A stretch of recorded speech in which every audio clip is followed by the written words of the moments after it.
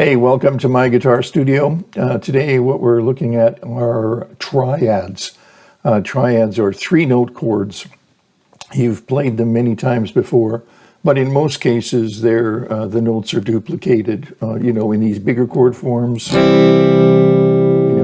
we look at a C like this, we have a C, a duplicated C, we have an E, and a duplicated E, and one G, for instance, right? So most of these big chords that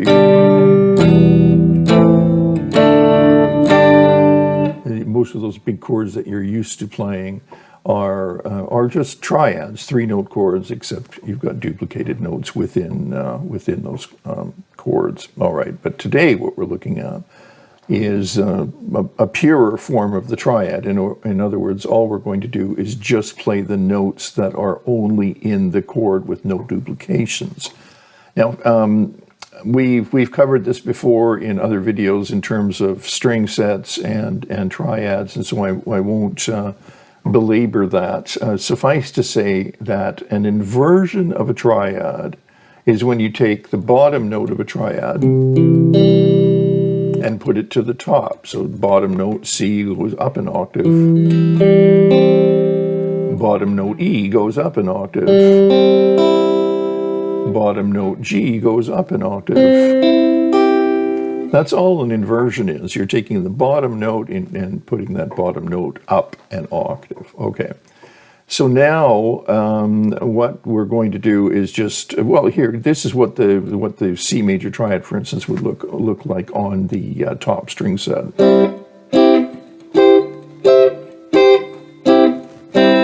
With its inversions, right? If we go to the second string set, 2, 3, 4.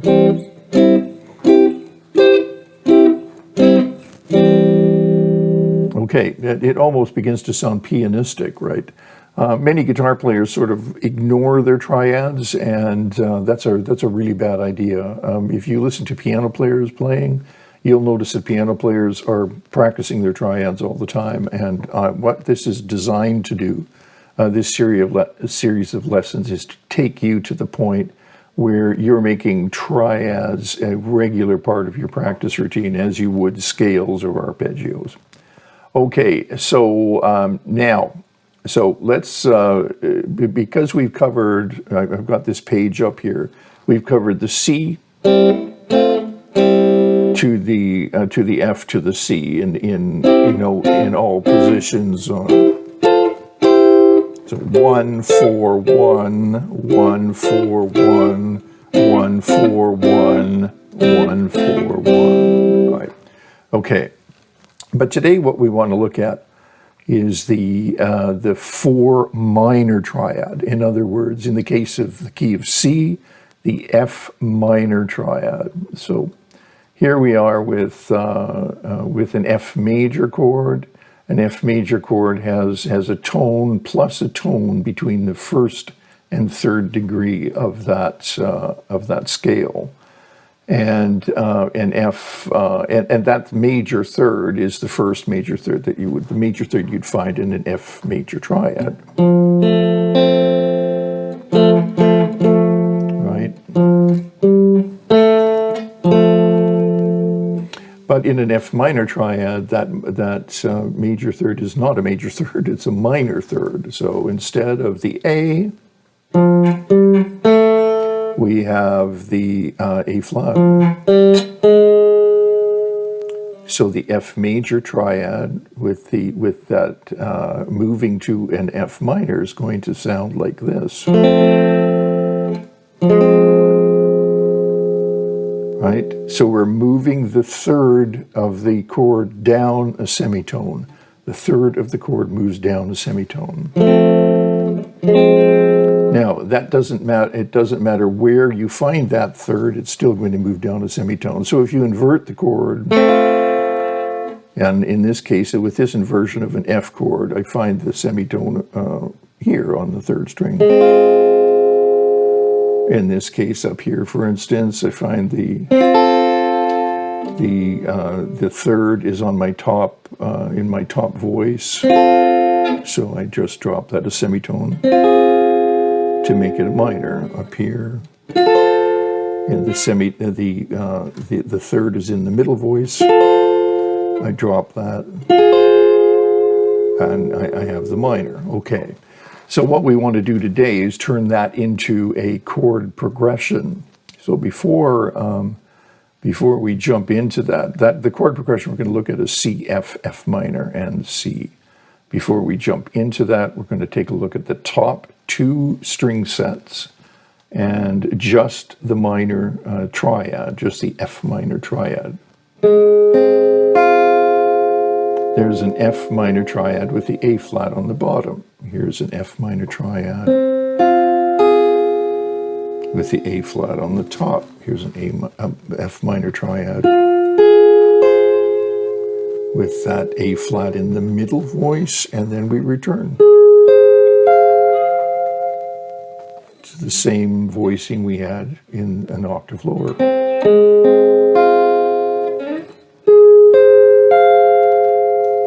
All right, and let's do the same thing on string set 2. There's my F minor triad in root position, meaning my the naming note of the chord is in the lowest voice. And then the next one, the third is in the lowest voice this time. Next one, and the third is in the top voice. And then we repeat the one we had at the beginning. Okay, so each one of those is an F minor triad. Now, what we want to do is put this in the context of a chord progression, and a really, really common chord progression at that. At this point, I should probably mention that this is all coming out of this book here, which you can pick up on Amazon. It's a book I wrote called Guitar Triads, Building a Functional Understanding of Chord Construction. In these sessions here, these video sessions, I'm not taking you through the entire book page by page. I'm just trying to give you as strong an idea as possible as how the book is laid out and how your guitar fretboard is laid out as far as triads are concerned. Okay, so now, before we move on to the chord progression of C to F minor, I'd like to mention that when we're in the key of C major, the F, this is a good diagram here, the F major chord is taken directly from the C major scale. All the notes in the F major chord are directly derived from the C major scale. Okay, so it's built on the 4th degree of the scale. But when we're looking at an F minor chord, we don't get that A flat anywhere in a C major scale. That F minor chord is borrowed. We say it's borrowed from the parallel minor key. So we've borrowed that minor sound from the key of C minor, which is parallel to C major. And that gives us the A flat. All right. So you've got a composite harmony thing happening where you've got a major sound, the harmonization of a major scale combined with the harmonization of a minor scale, being in this case the 4 minor chord. Okay. So now we're going to take a look at the fretboard a little bit, and this is laid out on the fretboard. So here's the first, the C chord on the top string set, to the F chord, to the F minor, and to the C, and you can hear that movement.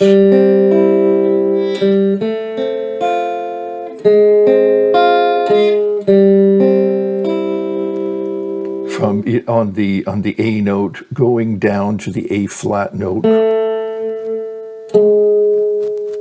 and finally to the 5th of the C chord.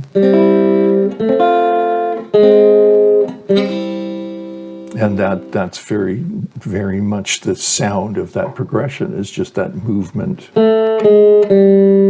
Okay, and let's move up the fretboard, and as you can see, the diagrams here, they're arrowed, so it's really pretty easy to figure out. We're going from C to F at fret 5, and then F minor, lowering that A flat.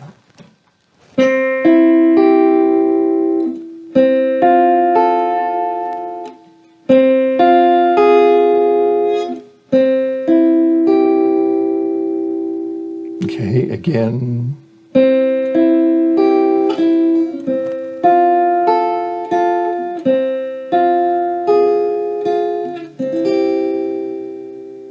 Okay, so that was C to F minor to C. Moving up the fretboard on the same string set, we have C, F.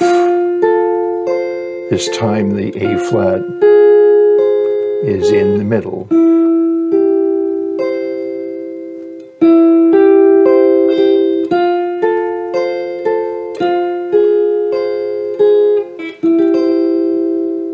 And then moving up the fretboard to the 12th position, F, A flat in the lowest voice,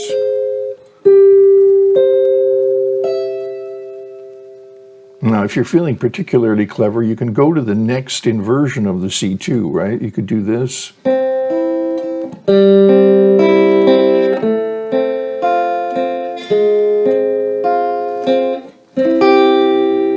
Moving up to the next inversion. I'll do one more.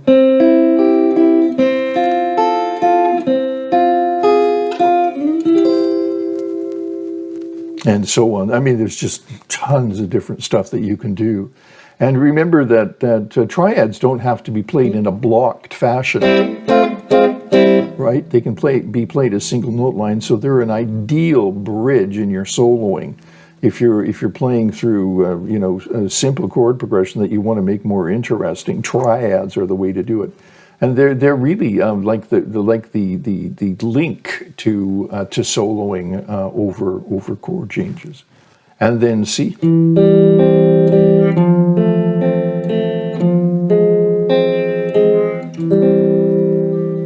Up the string set.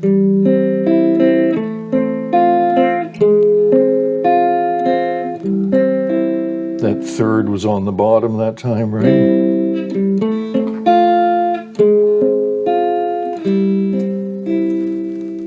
And then the C minor. This time it was on the top, right? It's like that game, where you have the P underneath three different shells. You have to find where it is. This is right. Look for your third. Always know where your third is.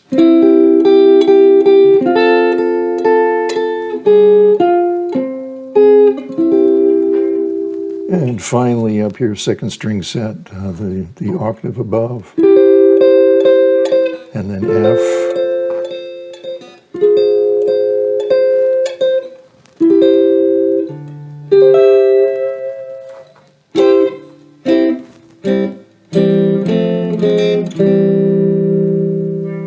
Okay, you get the idea. And as I said, connect. Feel free to connect the fretboard with single note lines, as well as travel across the fretboard between the string sets. You don't have to stick on the rail of one string set, right?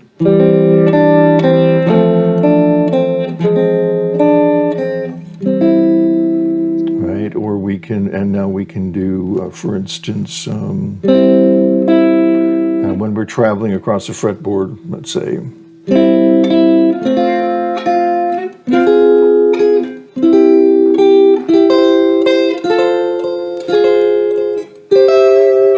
I mean, there's just so many different routes that you can take.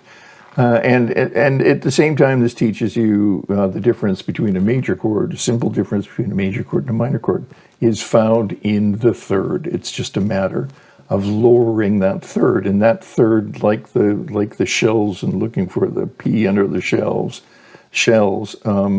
it always pops up in a different place, sometimes on the top, depending on the inversion of the chord, right? So in this case, my third is on the bottom, right? And in this case, my third is on the top, right? As the chords are inverted. Okay. Very different way of approaching the fretboard and approaching polyphony or chord playing. The great players, I would have to say, are all pretty hip to the mighty triad, and have a listen to, for instance, George Van Epps. He's a great example of a master of the fretboard and a master of chord melody type playing using lovely chord voicings and an incredibly consummate approach to triadic understanding.